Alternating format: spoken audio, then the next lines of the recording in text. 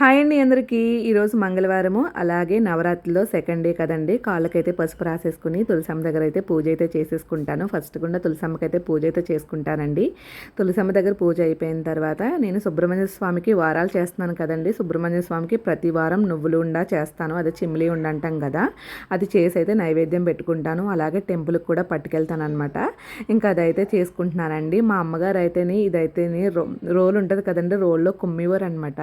చాలా బాగుంటుంది, మంచి బలమని కూడా అనేవారు మా చిన్నప్పుడు. ఇప్పుడైతే పెద్దగా చెయ్యట్లేదు. సుబ్రహ్మణ్య స్వామికి చాలా ఇష్టం అనమాట చెమిలి ఉండంటేని. ఇంకైతే నైవేద్యంగా చేసుకున్నాను. అలాగే అమ్మవారికి కుంకుమ పూజ అయితే నేను చేసుకుంటున్నాను ప్రతిరోజు అనమాట. ఎందుకంటే 9 రోజులు నవరాత్రులు 9 రోజులు కుంకుమ పూజ చేసుకుని ఆ కుంకుమ ప్రతిరోజు ధరిస్తాను నేను. ఇంకా అమ్మవారికి అయితే హారతి ఇచ్చేసి ఆ కుంకుమ పూజ చేసింది మంగళసూత్రానికి అలాగే నాకు పెట్టుకుంటాను. అలాగే నైవేద్యం కూడా అమ్మవారికి సమర్పిస్తున్నాను. మా అమ్మవారు చూడండి ఎంత అందంగా ఉన్నారో. నాకు పారిజాత పువ్వులు కూడా నేను దొరికినాయండి, అవైతే తెచ్చుకున్నాను. ఒక చెట్టు ఉందనమాట, అక్కడికి వెళ్ళి ఏరుకుని తెచ్చుకున్నాను. ఎంత హ్యాపీగా అనిపించిందో పారిజాత పువ్వులు అమ్మవారికి అర్చన చేసుకుంటే.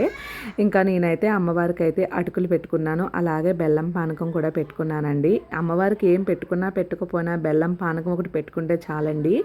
ఎక్కువ ప్రసాదాలు చేసి నాకు పెట్టమని అమ్మవారు అడగలేదు. భక్తితో ఆవిడని మొక్కామంటే ఎక్కడి నుంచైనా సరే మనల్ని దీవిస్తుంది అమ్మవారు అయితేని. ఓకేనండి, ఈ వీడియో నచ్చితే సబ్స్క్రైబ్. Okay, bye bye.